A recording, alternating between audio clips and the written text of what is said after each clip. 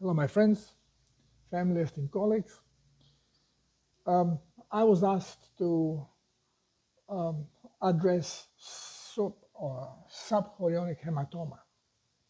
Now, what is subchorionic hematoma? Some women, lately more and more women, experience bleeding, vaginal bleeding, first few weeks, even few months into pregnancy. So before we address this, the scientific version, we'll go to check the science about it. So let's see what scientists are saying. Okay, so the scientists are saying that subchorionic hematoma occurs when chorion membrane detaches from the wall of the uterus.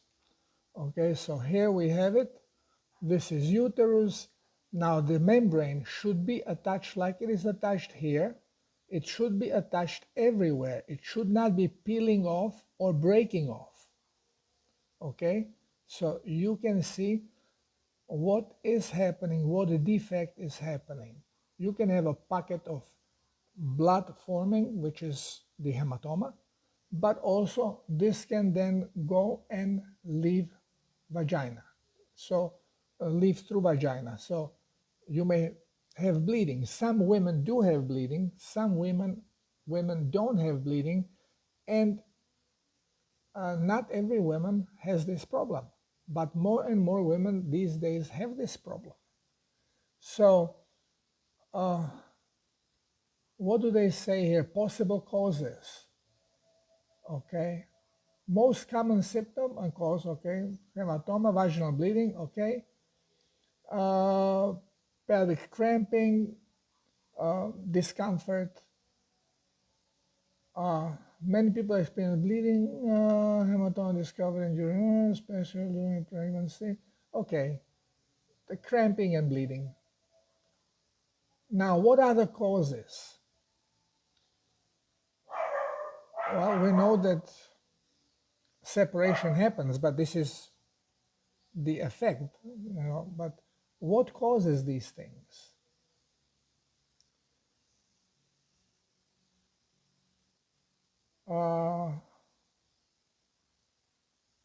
Okay, we don't have any answer here. So, who is at higher risk?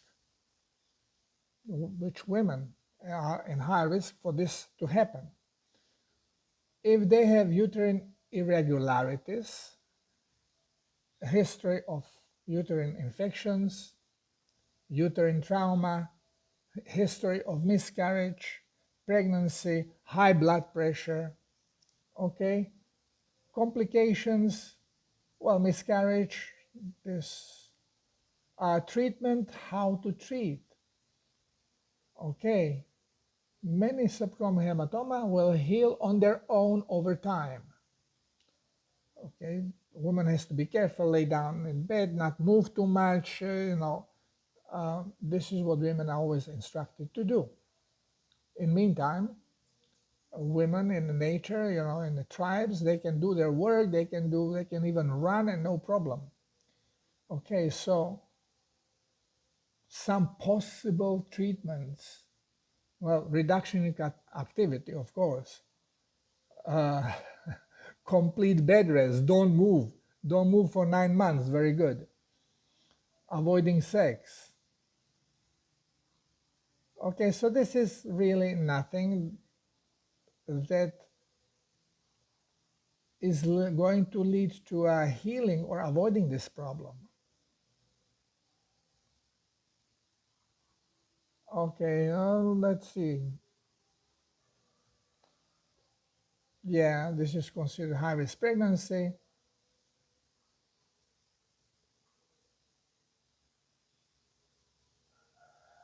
Okay, so really, as you can see, there is absolutely no mention what can cause. Why do some people have it? Some women, why do some women have this problem and some women not? Absolutely nothing.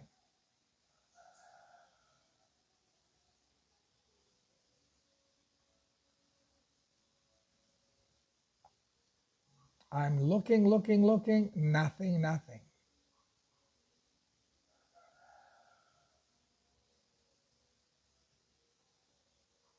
How common it is? 10% women do have it.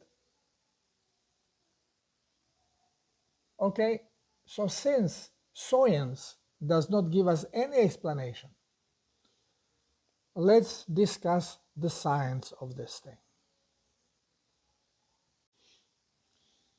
Okay, so as we could see, the science is silent about causes of subchorionic hematoma.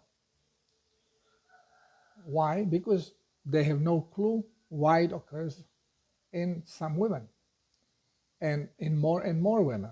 It used to be almost unheard of, then it started happening, and now more and more, 10 up to 15% of women are experiencing this problem. So we know that women at risks or at risk of this are usually women that have experienced problems with their uterus,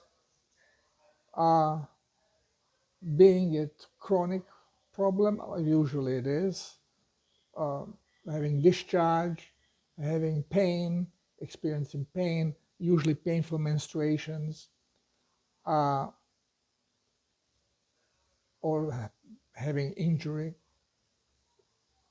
Now, why do women experience problem with their reproductive organs? Well, we address this in various different situations with various so-called different diseases, and it always comes to the same thing: toxic blood. Since uterus has to be supplied, first has to be cleansed regularly, has to be flushed, plenty of blood comes there. If blood is toxic, plenty of toxins.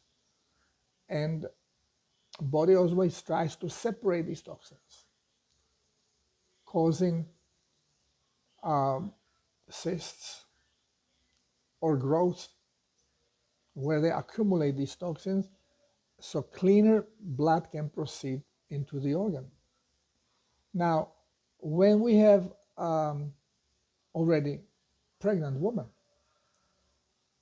the the blood flow into placenta is going to be increasing. Again, if the woman is toxic, has toxic blood, placenta serves like meninges around the brain. It serves like a filter where toxicity is trying to be separated and as clean blood as possible flows through to feed the fetus. But again, this is not 100%, same like with meninges. There are many toxins, and we call them neurotoxins, that go through. One of them is garlic.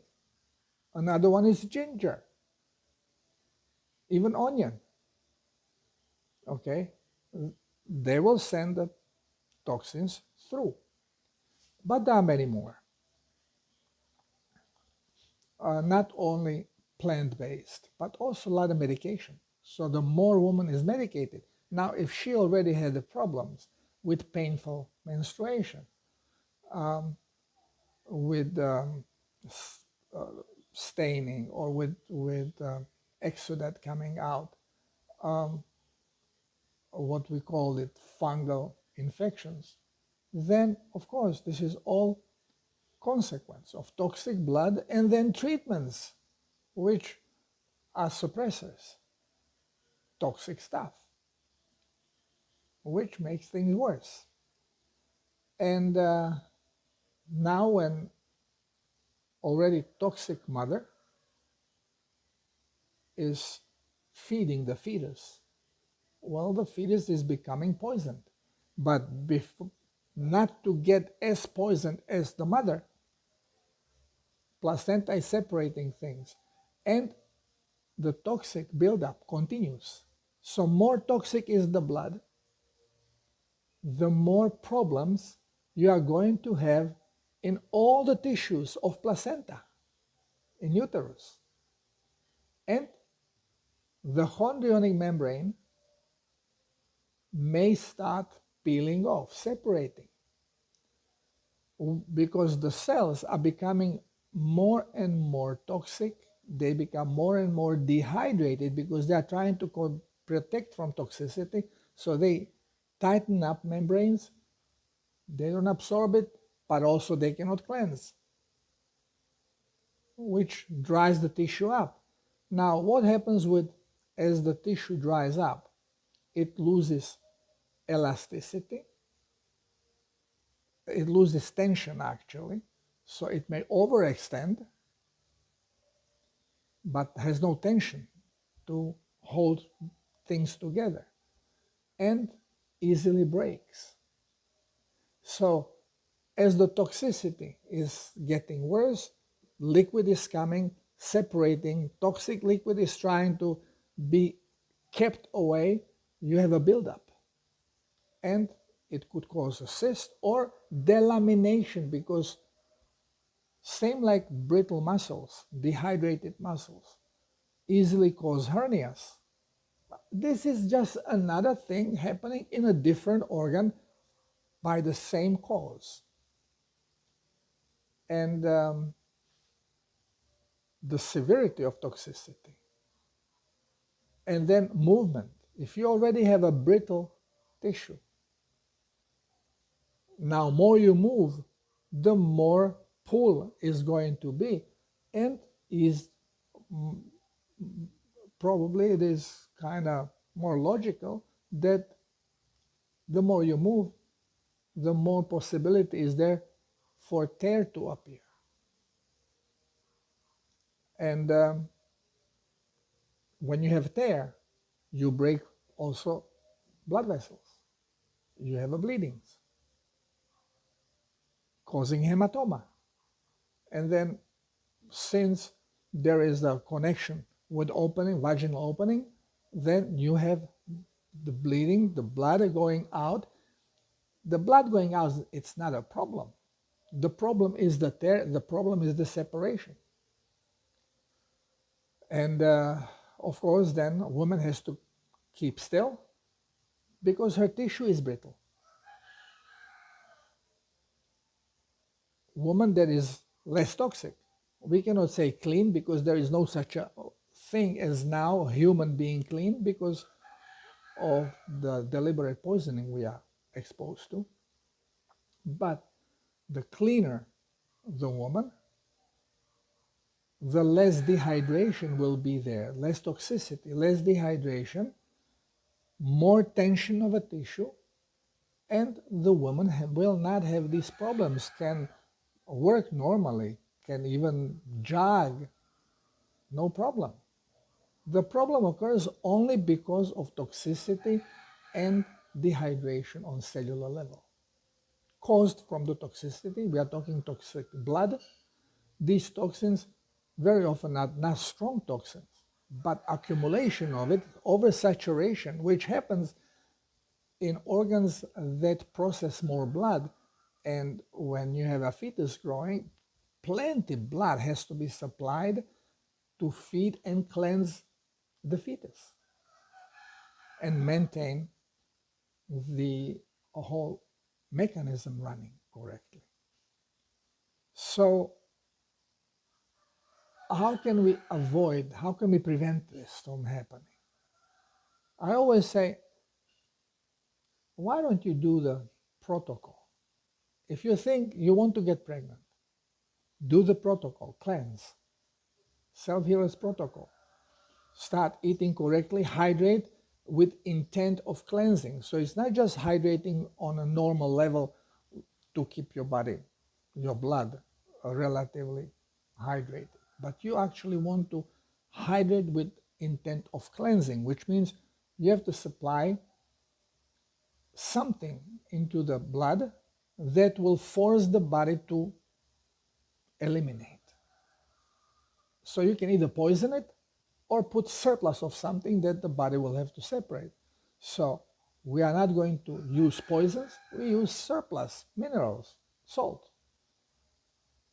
And this is what protocol shows you how to do. Tells you how much salt to put there. Okay, so the best thing, even before you are pregnant, start cleansing. Take 10 grams of salt per liter and start flushing with minimum 3 to 4 liters of this plasma a day. And of course, yeah, you are going to go into full-blown detox because you will be bringing a lot of surplus of minerals, a lot of salt that you don't need. But you need it now because you want to trigger detox. And as you detoxify, at the same time you are hydrating because you have to bring, why you have to bring so much water, so much plasma? Why not only 1 liter or 2 liters?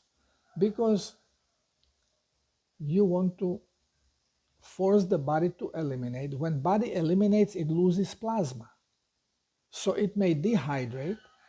And then there is this mechanism, program, that runs, that says, okay, the plasma level should be here. And now it is here. And toxic level should be as low as possible, but now it's here. Well, now when plasma comes in, what is more important, raise the plasma or eliminate toxicity and lose plasma? So the program calculates, evaluates what is best solution. It doesn't think, it is programmed. Tak, tak, tak, tak, tak, tak. It depends what you provide. And this is why you provide surplus, abundance of plasma. So you eliminate, but the plasma level of the blood doesn't really go down because it is using the surplus that you are taking in. Yeah, there are little fluctuations, especially when you sleep, because you are eliminating and you are not absorbing. But in general, you will be eliminating using the surplus. This is why you need to drink. Some people, when they are in full-blown detox and they are very toxic in the tissue, and when tissue starts cleansing, they have to drink 8 liters of plasma, 9. I have some people who drink even 13 liters. One told me 18 liters. Well, this is very unusual. Up to 8 liters, it is common for, most common for very toxic people. But usually you start with about 3 to 4 liters, and then you will see that every day you have diarrhea in the morning. Because you have to take that 1 liter in one gulp in the morning. I take 1.5 liters, my wife also. This is common for Japanese traditional cleanse, that they drink 1.5 liters of water, not plasma, but water in the morning. Well, you do it with plasma, so this way you actually give the surplus of the salt that has to be eliminated and trigger the frequency of elimination. And by doing so, you are going to keep cleansing the body. And you will see that your problems, menstrual problems, will go away. No more pain in menstruation. No more fungal infections. You're going to cleanse all this out. And this is then good stage. Okay, now you can get pregnant. And you don't have to worry about having any problems. Of course, don't get this stuff in your body. Not you, definitely not a baby when it's born. And definitely not when you're pregnant, okay? Because it's pure poison going into your body. What do you think your body is going to do?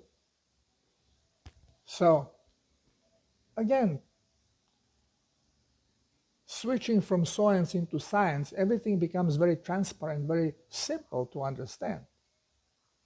Okay, it is not as simple if you are indoctrinated, specialist, licensee, because as you can see, you don't know nothing. Zilch.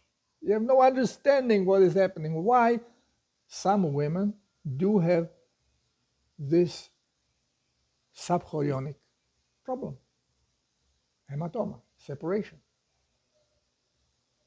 No clue. So how can you treat, how can you help someone when you have no clue?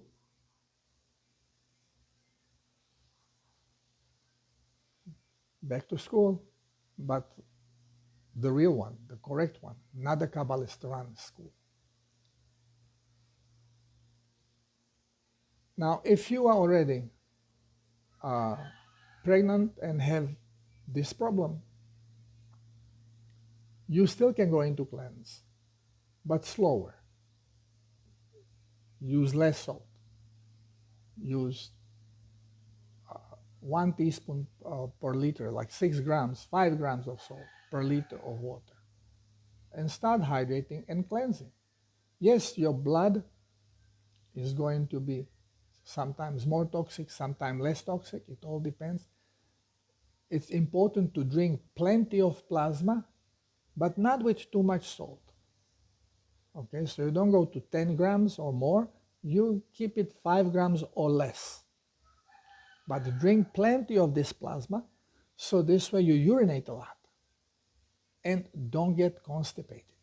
You cannot be constipated, because every time you push, you are going to cause delamination.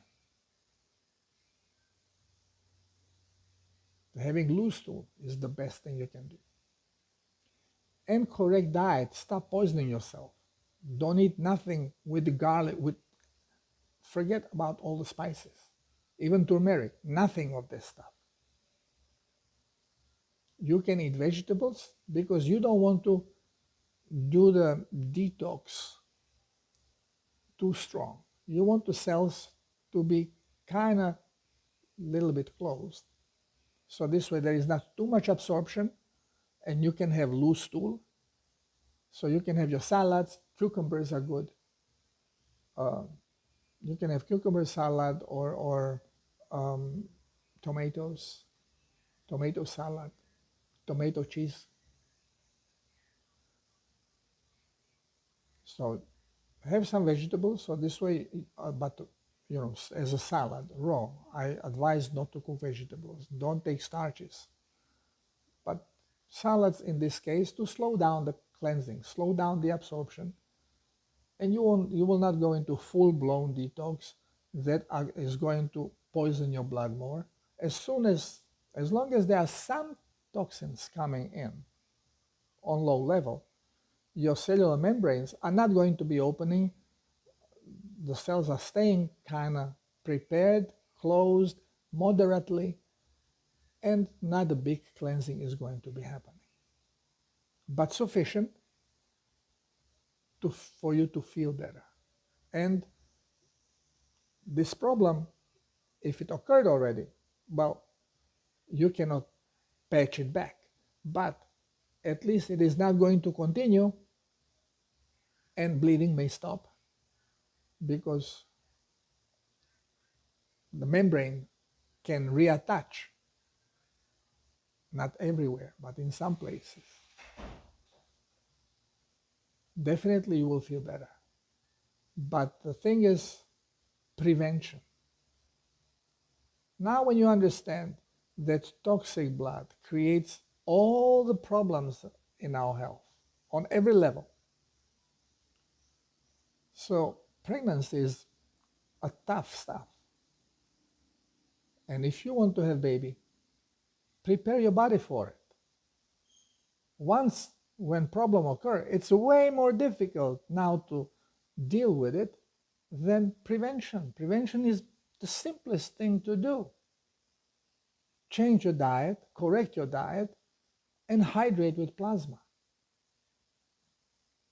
And if you are not pregnant yet, do the strong cleansing. Do the 10 grams of salt. Drink a lot of plasma.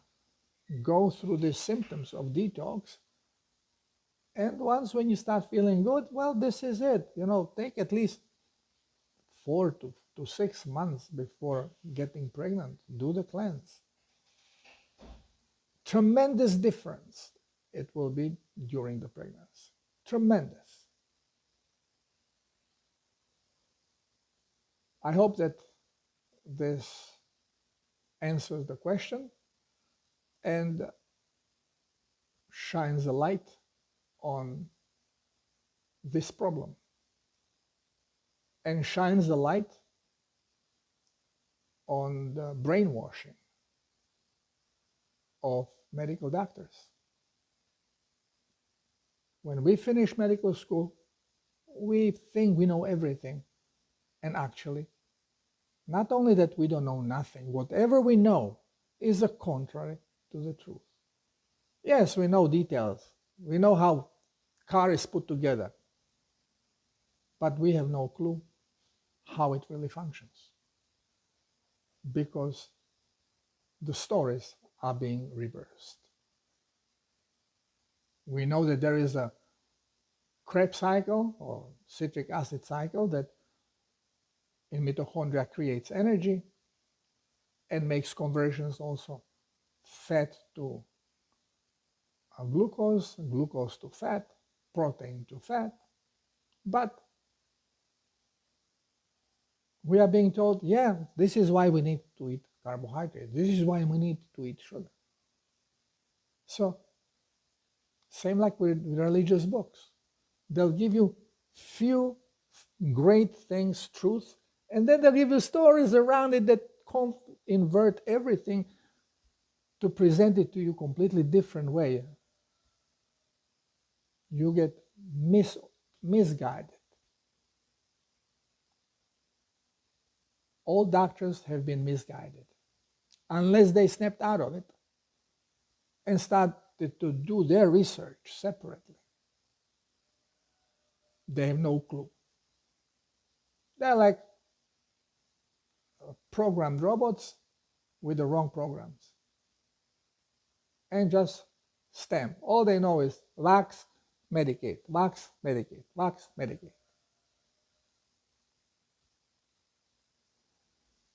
So, time to wake up. At least the public should wake up. You see that everybody is sick. More doctors we have, more sickness we have. Now we have virus X coming. Why virus X? Because of these things, they don't even know exactly when people start really, when this is all going to be exposed, people are already in trouble, but it's not really exposed. When this all gets exposed, well, then virus X is going to be blamed. And since they don't know yet how they're going to manipulate this lie, with what symptoms, and how to put it together to make it believable, then right now is virus X. Maybe it's going to turn into bovine virus. Maybe it's going to turn into some rat virus. Maybe it's going to turn into some who knows what. So, we are watching a movie. Unfortunately, some people participate and pay dearly for it. Okay. Love you all. God bless you. Staying healthy is very simple. But can you control your ego? Can you choose to do the right thing? Can you restrain yourself from having coffee, tea, alcohol, cooked vegetables, sugars, carbohydrates. I know many people who refuse protocol because they didn't want to give up coffee or cigarette. Now, can you imagine going as far as giving up bread and pasta and rice? And well, it all depends how clean you want to get, how much you want to heal, how sick you are already. You can do the protocol partially if you're not very sick, to slow down the poisoning and cleanse a little bit your blood, and you'll feel better. Thank you for listening. Love you all. God bless you. Namaste.